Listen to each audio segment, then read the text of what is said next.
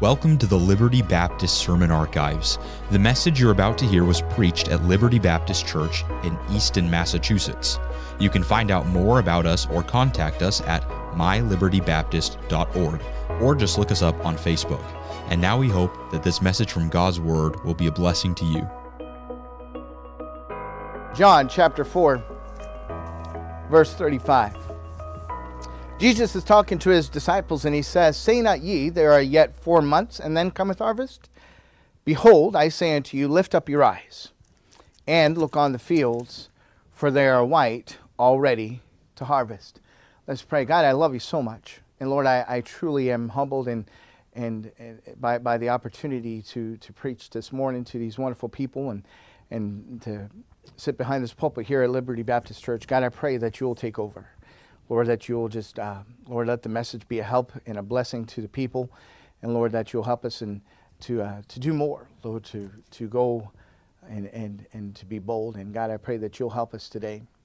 And thank you so much for all that you've done already.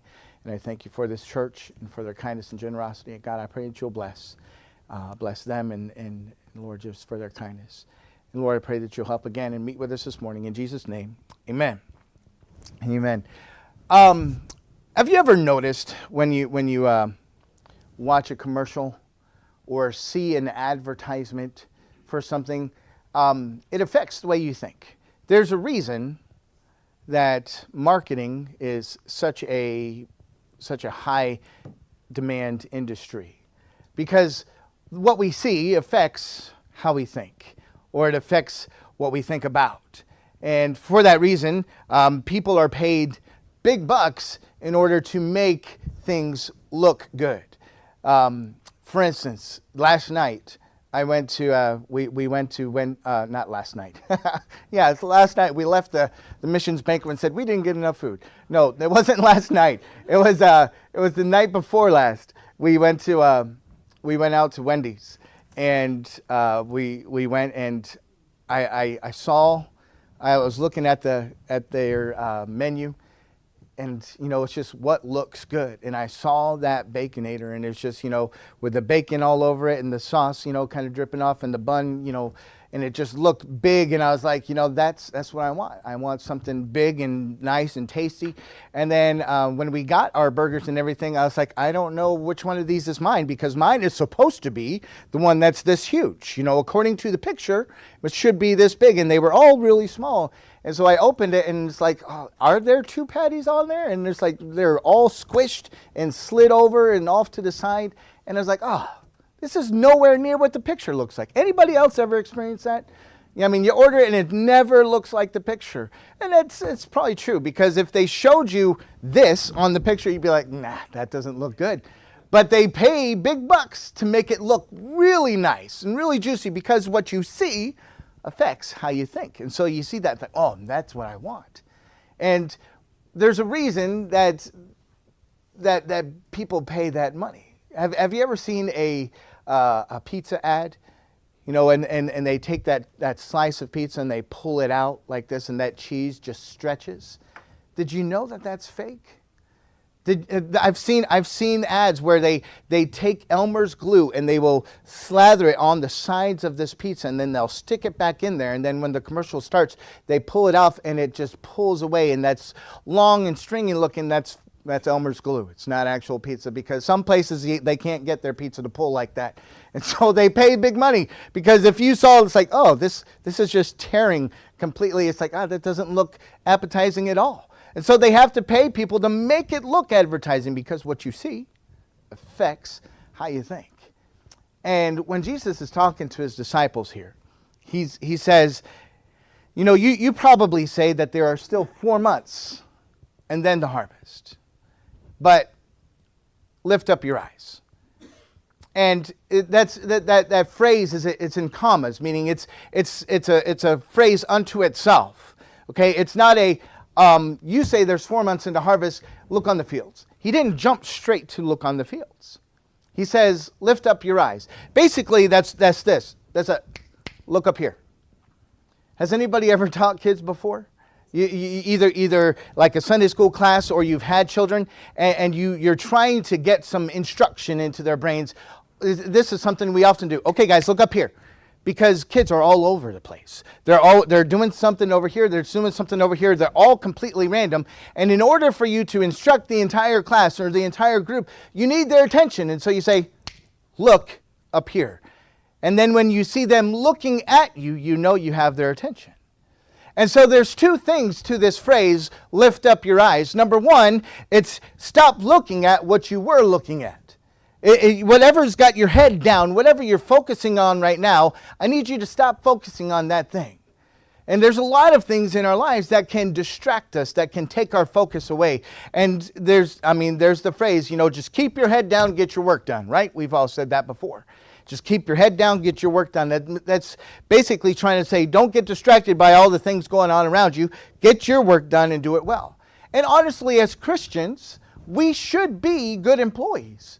We should be the employees that our jobs, that our bosses value the most, because we know what it is we don't work just for our boss. Everything we do, we should do to the honor and glory of God, and so that should reflect in our work. Our work should be done well. Our work should be done on time. We should be dependable. We should be the ones that when the boss says, I need somebody to do this, we're like, I'm there for you, and we're willing to step up. And to have that right kind of testimony, we should be good workers, but that should not be our main focus. So many times we get so distracted by work and so obsessed with our work that we forget sometimes to lift up our eyes and actually look around us. And not just look around us, but to see Jesus for who he is. And this is why Jesus says to lift up your eyes. Because not only does he, and I don't want to get there yet, but when we see Jesus for who he is, it'll change our life. It'll change the way we think about anything. And so he says, lift up your eyes. Stop looking at the things that you're looking at, the things that have you distracted. Now, I will be completely honest and transparent with you. I have a cell phone, as 99% of all of you do. And I like my cell phone. I like that, all that it can do for me. As Pastor said, there's bills and things on Guam that still have to be paid. And how is it that I can pay all my bills and everything on Guam? How do I pay that mortgage? How do I pay that power bill? How do I pay the water bill? How do I pay the phone bill and everything without? Because back in the day, we'd have to drive to the power company, and we'd have to write the check, and we'd have to give them the money. We'd have to drive to the water company and give them their power, or to the bank, or to the gas stations, or to the grocery stores. Wherever it is that we could pay the bills, we had to drive and make that happen. Now, I can do that all from across the world and be like, okay, just paid my power bill and done. And bam, bam, bam, this is fantastic. I love it. And for those times where we're sitting down and nothing is going on, or you have to wait, and your wife is in the clothing store, and so you don't want to go into the clothing store, so you're sitting on the outside, pick up a couple of those word games or those puzzle games. I like games that make you think. I know I'm being transparent and just a real person with you. I like those thinking games. But there's too many times where it can take up so much of our attention, to the point where you go to restaurants now and you see whole families at a restaurant, and you think to yourself, oh, it's good. To see a whole family out together, the teens are there, the kids are there, and mom and dad are there. That's a wonderful sight to see. But when every single one of them are doing this at the table, it's like, you're missing it. I mean, are you texting each other? Right there, you can actually say, hey, this, and look at my smile. I don't have to write a smiley face in here. You can see my actual smile. And we forget that. Sometimes we need to put the phone down and lift our eyes up. I think a lot of people are going to end up with, this bent neck, because so much of their time is like this, down. We need to lift up our eyes. A lot of the things that have us distracted and take up our attention. Now, I'll be honest. We're on the mission field, and our desire is to reach people, to serve the Lord, and to please the Lord with our lives. And so it's a lot of our time is to that end. On Sunday morning, we pick up absolutely everybody on the van. So we'll take the van out and we go and we'll pick up all the kids. And then Sunday school is at 10, then church is at 11. And then we drive everybody back home. And then we'll have the Sunday afternoon and then pick everybody up again for Sunday night, drive everybody back. Monday is our only day that's not scheduled. We have Monday so that we can go up into town and go to the post office, go grocery shopping, whatever we need to do on Mondays. Tuesdays is ladies' Bible study. And then Wednesdays is King's Kids. And then Thursday nights is Teen Girls Bible Study. And then Friday nights is youth group. And then Saturday we clean the church and we go out and make visits and we do all these things in order to get ready for Sunday. And then it's Sunday all over again. And there's a lot that we're just busy doing. And then you put in study time in between that and going out and talking to people in the village and everything. And it's very easy to, even in the work of the ministry, to be so distracted by all the things you have to do and you got to get it all done and making sure this is set up and everything. It's very easy to lose sight of who we're doing it for, why we're doing it, and be like, oh, I need to focus on the God that I'm serving instead of the service that I'm doing. And too many times we get distracted. And so Jesus says, lift up your eyes. Because even the disciples were probably talking amongst themselves and maybe looking at something somewhere else. And Jesus says, hold on a second. Lift up your eyes. And that caused them to stop looking at whatever they were looking at, whatever had them distracted. And then they see Jesus and look him in the face. And wouldn't that have just been absolutely wonderful? Don't you? I mean, you know, all those dreams of having a time machine and being able to go back in time and do whatever and, you know, to stop and change history, whatever. I would have just loved to have seen Jesus face to face. And I, you know, volunteer to be one of the 13th apostle, whatever. You know, just, I want to be a groupie. I want to follow him around. I want to see it in person. I would have loved to have just been part of that group where Jesus said, lift up your eyes, and they look up and they see Jesus face to face and see him who he is, and to have him looking at you. And that would have been precious. Because see, here's the thing. When we have a good, clear view of who Jesus is, it changes everything about us. When our eyes are on Jesus, and when we're focused on who he is and what we want to do for him, it changes how we think, it changes our attitude, it changes absolutely everything. And I'll give you a for instance. You go over to Matthew chapter 14. Matthew chapter 14.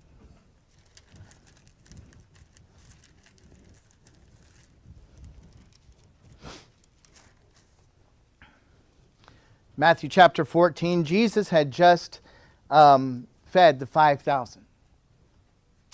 And so they were traveling. It was a desert place. He had everybody sit down. He had the 12 apostles. He had them feed 5,000 people. And the craziness that would have been. And just, wow, to watch as more than 5,000. It was only the 5,000 men that were counted. It was more than that, the women and children that would have been there. Maybe 10, 14,000 people that were fed from 5 loaves and 2 fish. And by the way, I think we miss a miracle here that a lot of people don't notice. The fact that Jesus got a fat kid to give up his lunch. You know, you say, well, how do you know he was a fat kid? Because he had 5 loaves and 2 fish for a lunch. I mean, now you're probably thinking, well, okay, now, Brother PJ, let me set you straight here. They weren't like actual loaves of bread, okay? When it says 5 loaves, we're talking about a little like bun, a little loaf of bread. Still, the kid had 5. 5 of these giant rolls in as a lunch, and 2 fish. What do we send our kids to lunch with now? 2 slices of bread with some peanut butter and jelly on them, and we get back all the crust, right? And this kid had 5 loaves and 2 fish. You know he was a chunk. So Bubba gives his lunch to Jesus, and now Jesus takes these 5 loaves and 2 fish, and already the math doesn't work. You have 12 baskets. You have 12 men that are going to be passing out this food, and it's like, okay, I'm going to put 1 roll in this basket and 1 roll in this basket. And then you have 5 empty baskets and then some very meager looking baskets with 1 roll in it. It doesn't work. But then when Jesus sat there and he began to break the bread and the fish and fill these baskets, as the disciples were looking, thinking, what is going on? This is not supposed to happen this way. This is amazing. Look at this. That whole basket's full, and he is still going until he filled up 12 baskets. They're like, that was the most fantastic thing I've ever seen. He just multiplied that food there in front of us, and these 12 baskets are full. And then they got to be a part of going through and passing out all this food. It was fantastic. It was amazing. And you know that as a bunch of men that are doing this, as they're filling baskets and everything, that they're probably like, hey, James, do you still have bread and fish in your basket? Yeah. My basket's full. I mean, look, I just fed this guy. He just took like everything out of my basket, and it's still full. This is amazing. This is just one of the best things I've ever done. I know. Can you believe we get to be a part of this? I mean, how wonderful of a meal that would have been, the whole thing. You know what's crazy? Is that after this, it says he sent the multitudes away. He went up apart in the mountain to pray, and he sent the disciples over on the boat. And then Jesus comes unto them walking on the water. And when he gets in the boat, the wind and the sea and the waves stop. And it says that they were all amazed and completely in awe of what just happened. Well, why would they have been amazed? They just saw him feed the 5,000. The Bible says in Mark that they didn't even think about what they had already seen. And it's amazing to me that they forgot that quickly what Jesus did. But when Jesus is walking on the water in Matthew chapter 14, in verse 24, it says, but the ship was now in the midst of the sea, tossed with waves. Anybody ever been on a boat before? Is it supposed to be airborne? It's not. I know it's not. He's like, they're saying, yeah, it's supposed to be airborne. They're supposed to be in the water. They're not supposed to be thrown by waves. That's not, that would give me anxiety. And so this boat is being tossed with waves, and it says the wind is contrary. So as far as I know, in a storm, you're supposed to put the boat into the wind. Is that correct? In order to gain control? That's what I've heard. That's what we're going to go with for today. All right, so you're supposed to point the boat into the wind in order to have some control. However, when the wind is contrary, meaning it's constantly changing directions, coming from the opposite way, and changing, and then comes from this way. And so there is no gaining control. It is just pandemonium on the water. And then it says in verse 25, and in the fourth watch of the night, which is the darkest of the dark, Jesus went unto them walking on the sea. Has anybody ever seen flannel graph before?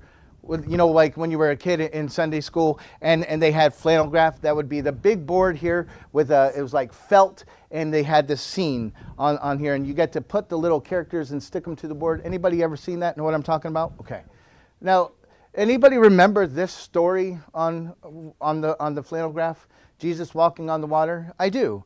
I remember seeing them put Jesus walking on the water, and except the problem is that it was blue skies and a nice little calm water, maybe a wave that they stuck on there, and here's a wave to show that it's a storm, but there's a sun in the background. It's like that is nowhere near accurate.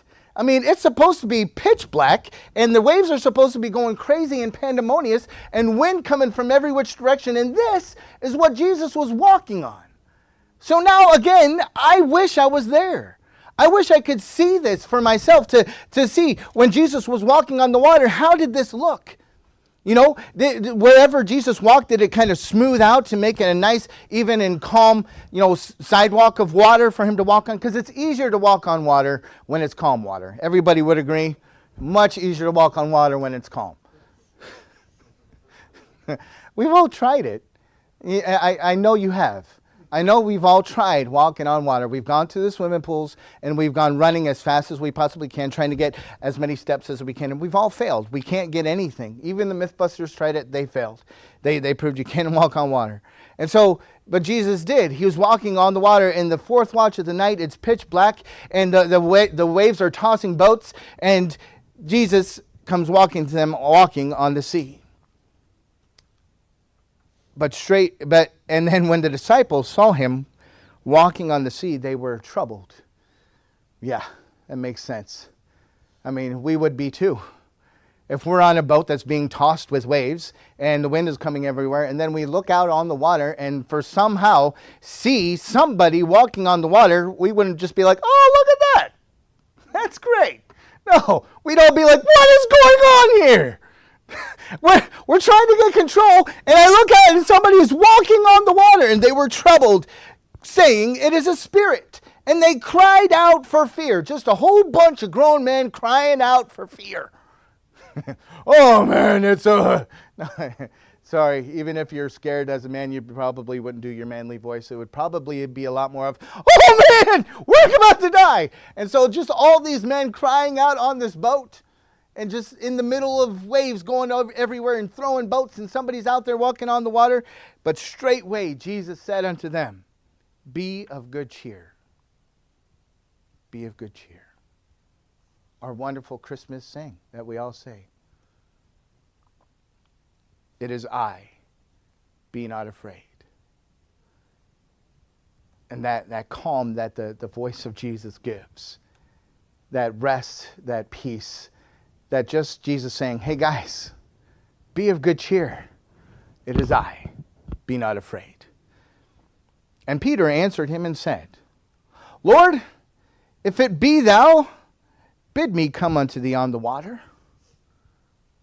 I wonder if the other disciples were like, what did I just hear? Did I hear that right? Did he actually just say, let me come out and walk on the water? What is he thinking? What kind of crazy man wants to go out on the water in this? And he said, come. I love to picture it in my mind that Jesus had a smile, thinking, all right, bud. Yeah. Come on out. Jesus just said, come. And when Peter was come down out of the ship, he walked on the water to go to Jesus. We've all tried it and none of us have. But Peter is the only man that's ever walked on water. That's not possible. It's not physically possible. But Peter did it. But when he saw the wind, boisterous, he was afraid. And beginning to sink, he cried, saying, Lord, save me. You know, for a moment, Peter walked on the water and did the absolute impossible. Just seeing Jesus and wanting to be where Jesus was, he said, Lord, if it be thou, bid me come unto thee on the water. And he got out of the ship and went to go to Jesus, meaning his eyes were focused on Jesus. And for that moment, he did the impossible. In the middle of the circumstances, Peter, in the middle of a storm with waves going everywhere, waves that are tossing boats, was walking on this water. I don't know if he's running up and down the waves or if it's parting to make it smooth, whatever it is, but Peter's walking on this. But he's not seeing this because he sees Jesus. And his sight of Jesus doesn't make him think about the waves, doesn't make him think about the water, doesn't make him think about anything except for I want to be where he is.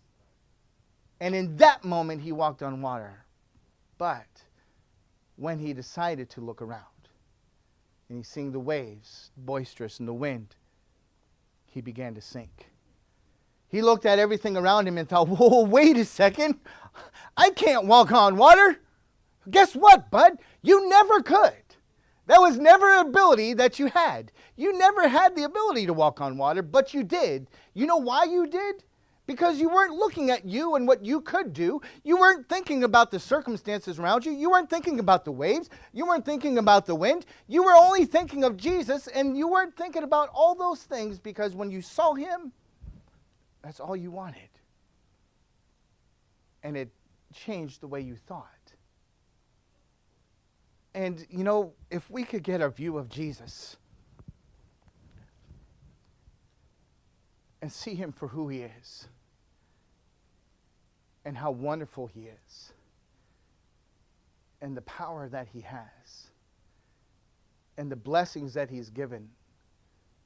And truly stop focusing on the things and the circumstances and the problems and the distractions, and lift up our eyes and see Jesus. It will change what we think about what we can do, what we're qualified to do, what I'm capable of, what I'm comfortable doing. All of that will go out the window, because we'll see him and say, I just want to love him. I just want to give him everything. I just want to be where he is. I just want to serve him. I want to please him with my life. And we no longer think about our comfort zone. We no longer think about, well, I am okay with doing this and this, but I'm not going to do this. I've talked with my son Nate, and he's trying to deal with, what is it that the Lord wants to do in my life? What does he have planned for me?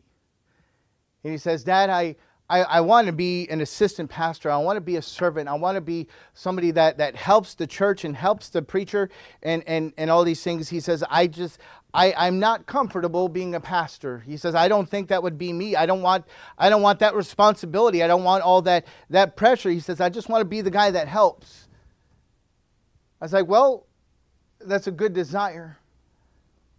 I said, but you need to get your eyes off of what you're comfortable and what you want to do. Because I will tell you 100% honestly, I had that exact same desire when I was 20. I just want to serve the Lord. I just want to be a blessing to the church. I just want to help preachers. And I'll be somebody that they can count on, somebody that will do absolutely anything to help my preacher. But I don't want to be the main guy. I said, Bud, when I gave everything over and said, God, I'll just let you have my life, let you have my choices. I'll let you have my future and let you just take control of everything. It didn't matter what I wanted to do. It just mattered what he wanted me to do.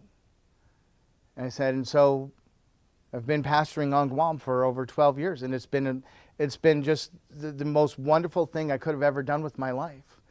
Because you're no longer depending on what you want to do or what you're capable of or this. You're just wanting to serve the Lord, and you watch God do things in your life time and time again, and it's the most wonderful thing that you'll ever experience. Now, we'll probably not experience walking on water, but you can experience the hand of God in your life more than you could have ever imagined, and watch him do things in your life that you thought weren't possible, that you didn't think could happen. You could see people's lives changed as a result of you saying, I just want to please the Lord with my life. And then people can turn back and say, thank you for serving the Lord. My life has changed because of you. This brings us to number 3. When he said, lift up your eyes, it not only got your eyes off of everything you were distracted by, things that you were focused on, and you see Jesus for who he is. You start looking at him. Then he said, look on the fields, for they are white, already to harvest. He says, now's the time. Now that you got your eyes off of you, off of all the things that got you distracted, now that you've seen me, and under my power, under my leadership, under my guidance, I need you to go and reach those lost people out there. There's people out there that are dying and going to hell, and I need you to reach them. And it's easy to say, whoa, this world, it's gotten so wicked. It's just gotten so far backward on everything that people are just so far gone. I just don't see how we could possibly make a difference. Do you know how you eat an elephant? One bite at a time. I mean, you see the loss, you see the need out there, you think it's just so vast. What difference can we possibly make? Well, if you go and you reach one, that one person is so far worth it. I got to say, my favorite illustration, and this is an old illustration, but it's one of my favorite to truly grasp the importance of winning souls, is the kid that's walking along the beach, and he sees a starfish. that had washed up on the beach. And so he takes a starfish and he chucks it out in the water, and he keeps walking down and he finds the next starfish and he grabs it and he chucks it out in the water, and he keeps doing this over and over again. And his mom walking by him saying, "Bud, what are you doing? There's thousands of these all along the beach here. You're not going to make that much of a difference." And he takes that one and he throws it out there and he says, "Made a difference to that one."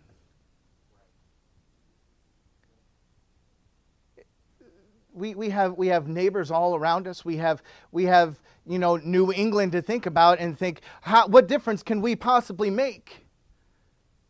Well, you're here because somebody invited you.